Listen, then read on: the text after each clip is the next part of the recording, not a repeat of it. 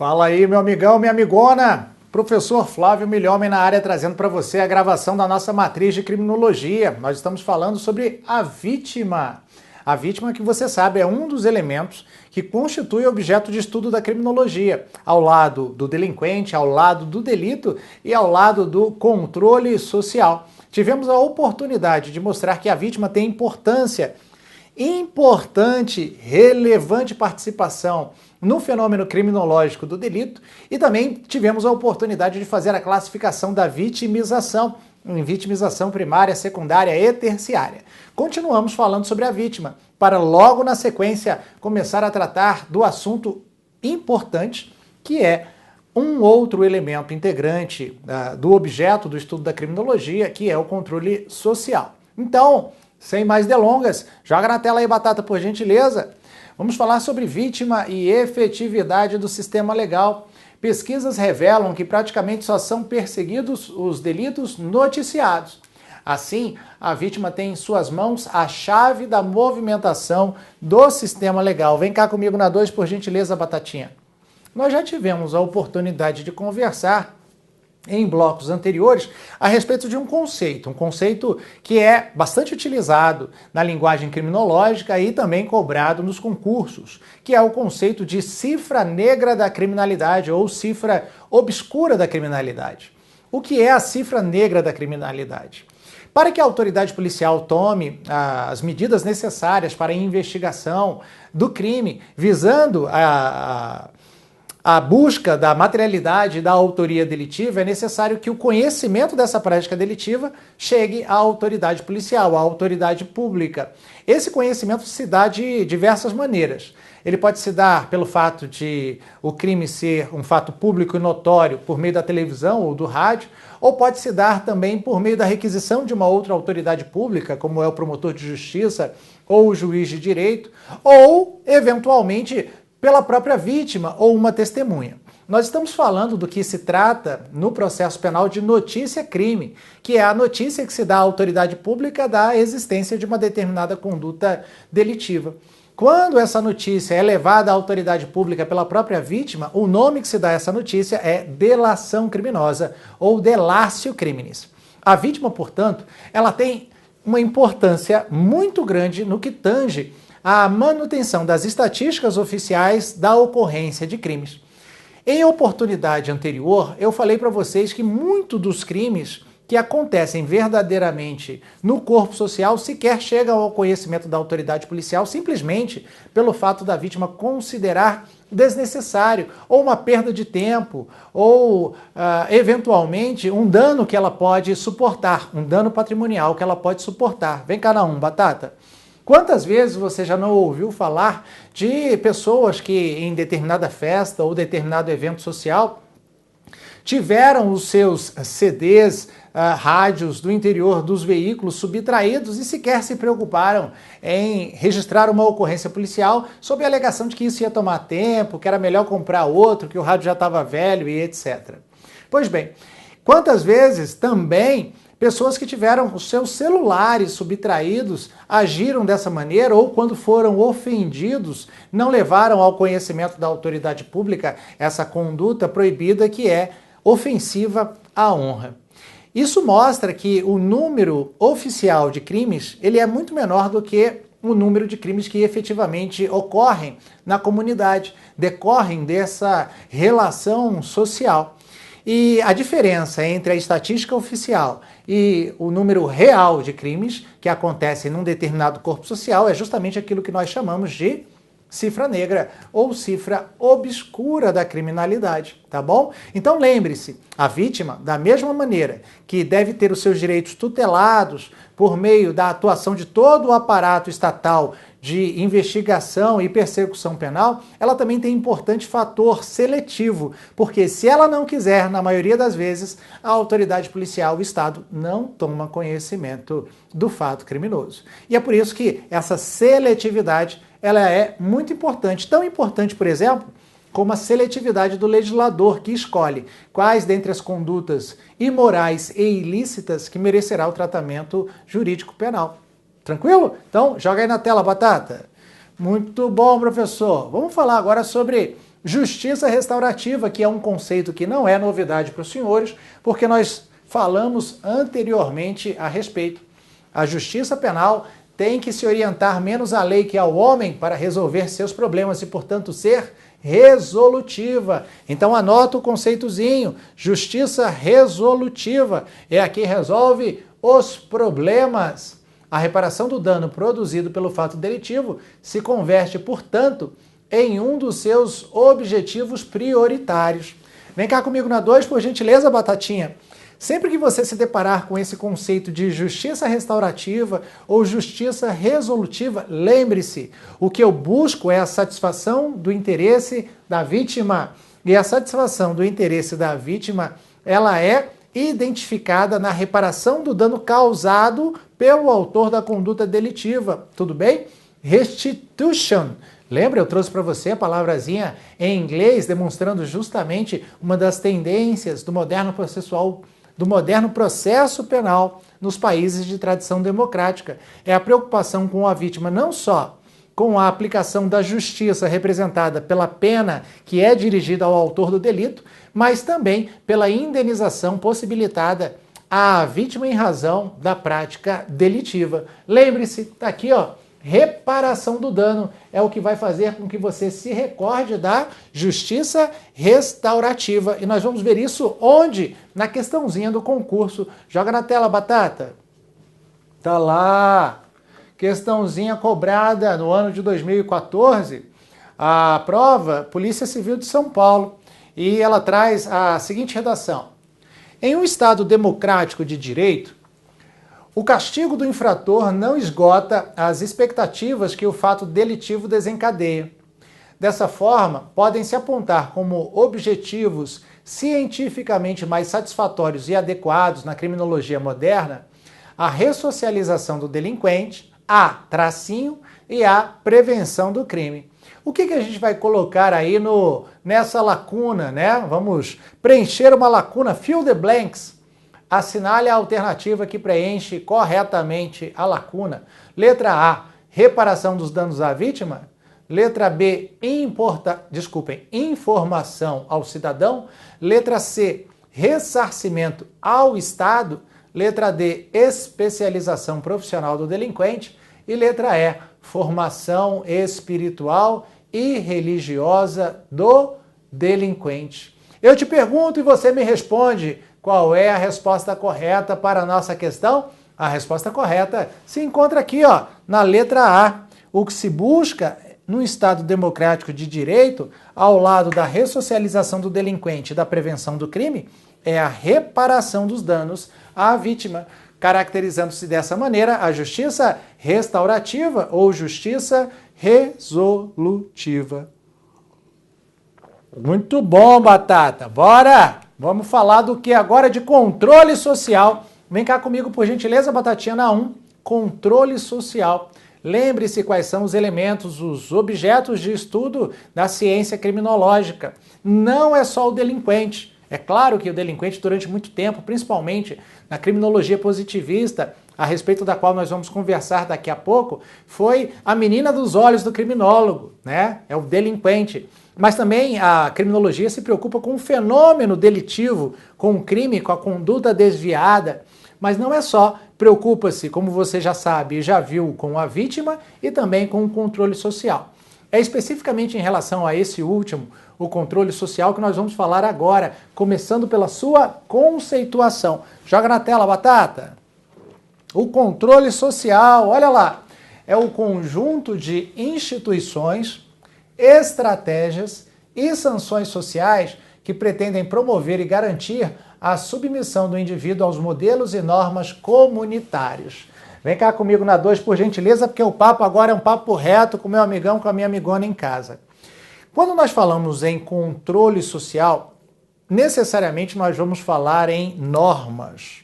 E não necessariamente em normas legais, mas também em normas supralegais, como, por exemplo, a moral, a ética, os costumes.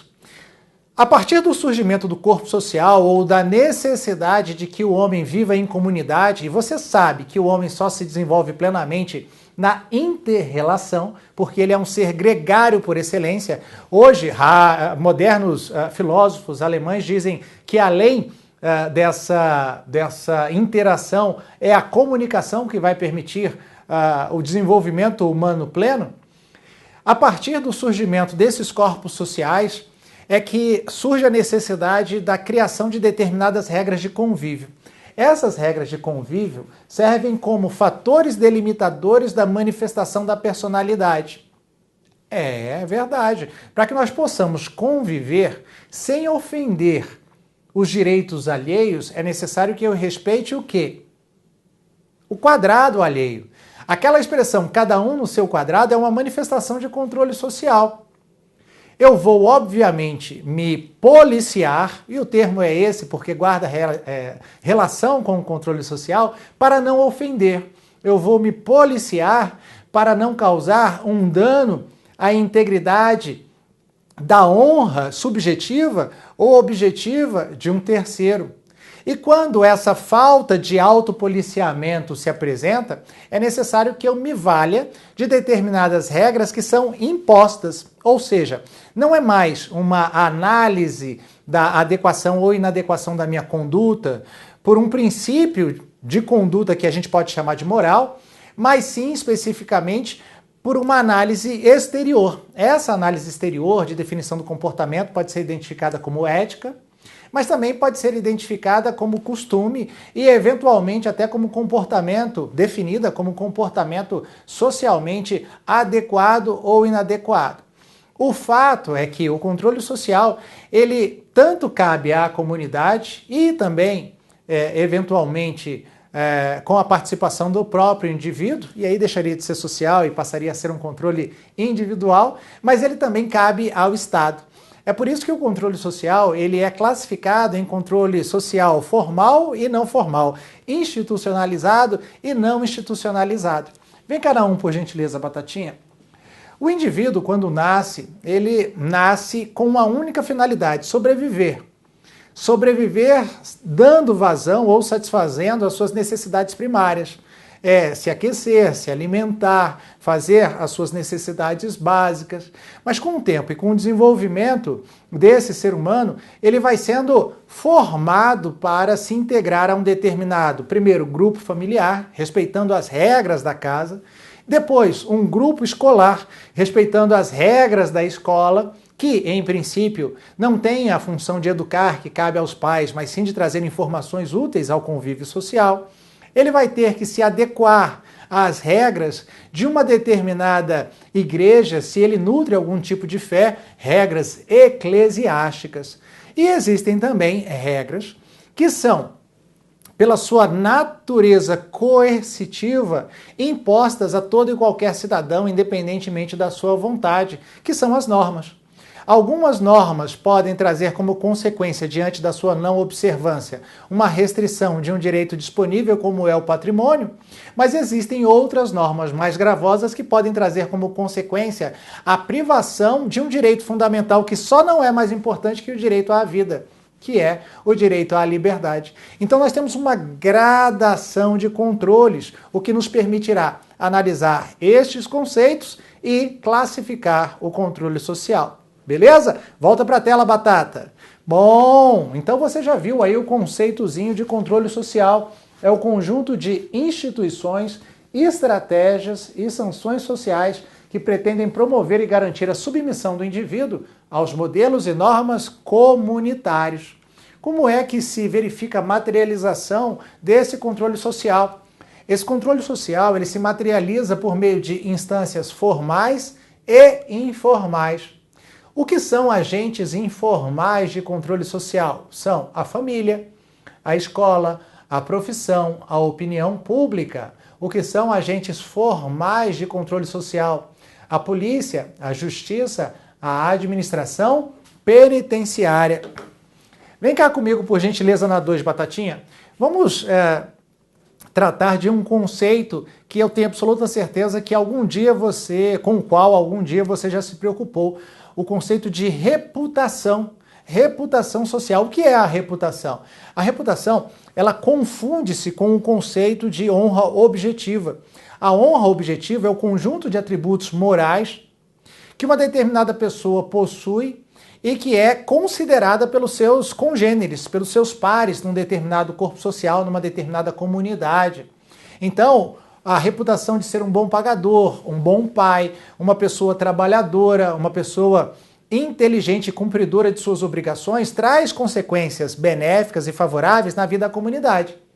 Principalmente quando você busca, por exemplo, um emprego ou quando você é avaliado para ser admitido nos quadros de uma força policial, e daí fala assim, reputação ilibada, serve também para integrar um tribunal superior, o Supremo Tribunal Federal ou Superior Tribunal de Justiça, conhecimento técnico e reputação ilibada.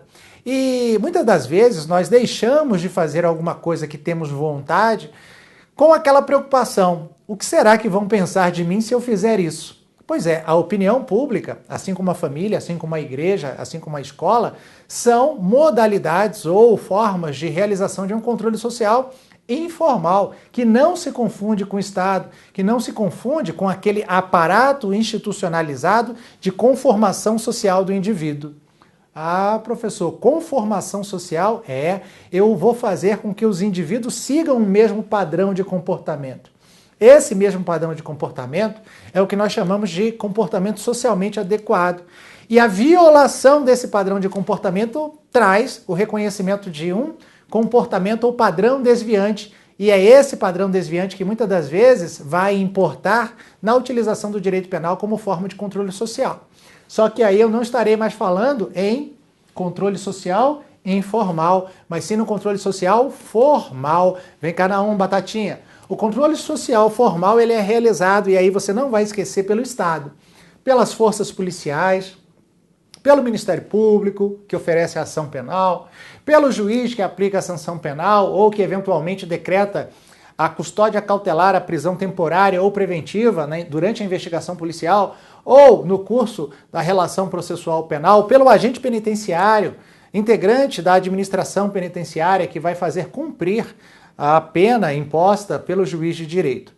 Essa forma de controle social faz com que o cidadão se adeque àquele comportamento socialmente considerado adequado e efetivamente estimulado por meio da restrição de direitos. Eventualmente, a restrição da liberdade também, mas não só, com a possibilidade de restrição de direitos e até mesmo do seu patrimônio. Estamos falando de controle social. Joga na tela, Batata. Continua aí, professor, que o papo tá massa. Quais são as características do controle social penal? São 3. Estamos falando no controle social institucionalizado, controle social penal. Primeiro, comportamento seletivo e discriminatório. O controle social penal, ele é caracterizado por um comportamento seletivo e discriminatório. Segundo, a utilização do direito penal, do aparato estatal punitivo como forma de controle social, caracteriza uma função constitutiva da criminalidade. Função constitutiva da criminalidade. Mas o direito penal não existe por conta da criminalidade? O direito penal, dessa maneira, também é um fator indutor da prática criminosa? Pois é, que coisa, né? Terceiro, efeito estigmatizador. Efeito estigmatizador é aquele efeito de carimbar a testa do cidadão, identificando que se trata de um meliante, de uma pessoa marginal à sociedade, do chamado PEBA. Vamos falar sobre essas características agora, a começar pela identificação do chamado comportamento seletivo e discriminatório. Comigo na 2, Batatinha. Batata tá esperto, Batata já me posiciona, Batata já, sapeca a câmera. É isso aí, Batata, parabéns pela sua proatividade. O Batata, portanto, realiza um comportamento socialmente adequado. Pois bem, comportamento seletivo e discriminatório decorrente da utilização do direito penal como forma de controle social. Nem toda conduta imoral é uma conduta ilícita. E nem toda conduta ilícita é crime, beleza? Por exemplo, se eu bato o meu veículo numa manobra desatenta em outro veículo, eu causei um dano. Essa causação de dano caracteriza aquilo que se chama de responsabilidade aquiliana, trazendo a obrigação de restituição da pessoa que fora violada no seu direito patrimonial. Mas esse ato ilícito, que foi a realização da manobra descuidada que gerou um dano, não é um ato ilícito criminal. Por quê? Porque cabe ao legislador escolher dentre as condutas ilícitas qual é a merecedora do tratamento jurídico penal, justamente em face das consequências da adoção desse tratamento jurídico penal, que é estigmatizador, que é efetivamente constitutivo de condutas penalizantes, de condutas, digamos, criminógenas. Muito bem, vem cá comigo na 1, Batatinha. Comportamento seletivo e discriminatório da adoção do direito penal como forma de controle social. Mas essa não é a única consequência da adoção dessa forma institucionalizada, formal de controle social. Eu também falo em quê? Joga aí na tela, Batata. Falo também na função constitutiva da criminalidade. Vem cá comigo, Batatinha. Muitas das vezes, um comportamento desviante, ele é só isso, um comportamento que não se adequa a um determinado padrão escolhido como sendo um padrão a ser seguido, um padrão a ser repetido.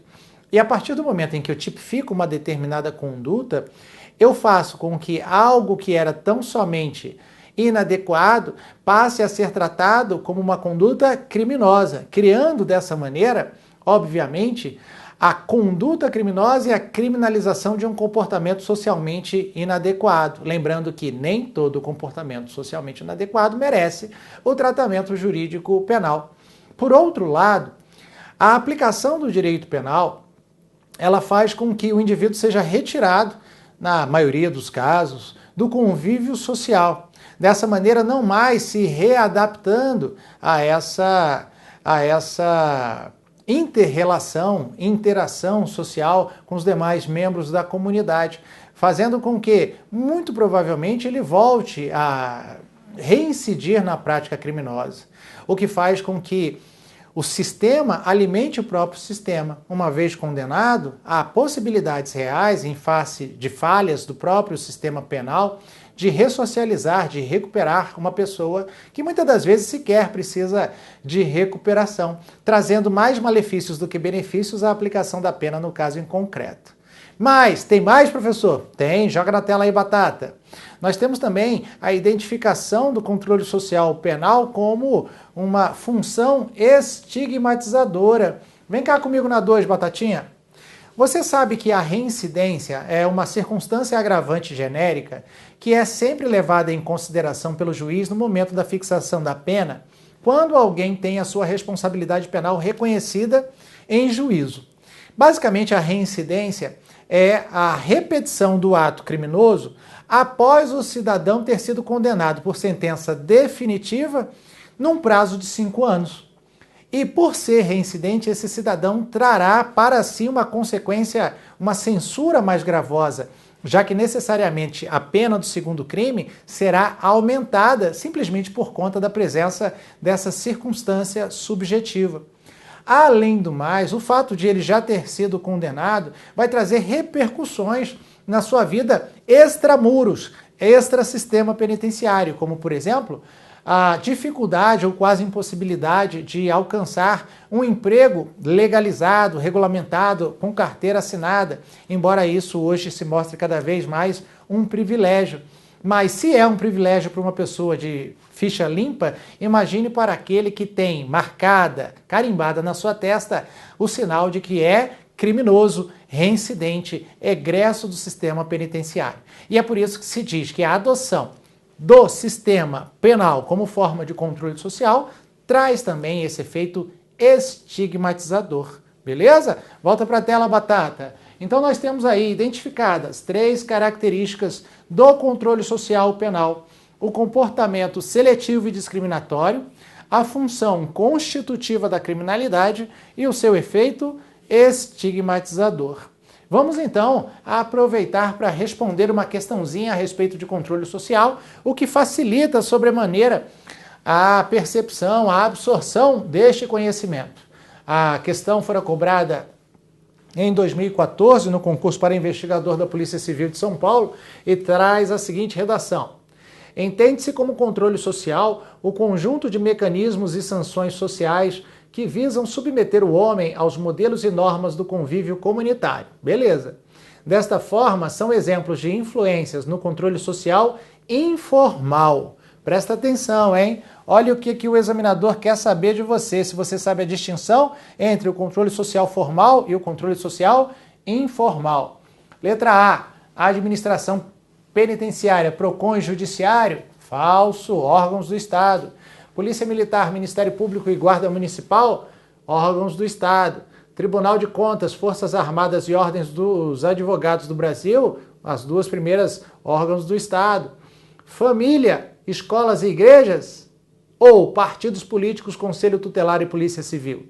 Obviamente você vai identificar na família, na escola e na igreja instituições que são e representam o controle social informal por não integrarem a estrutura do Estado. Exercem, portanto, o controle social informal a família, a escola e as igrejas. Vem cá comigo, por gentileza, na 1, Batatinha. Meu querido, minha querida, espero que você esteja gostando.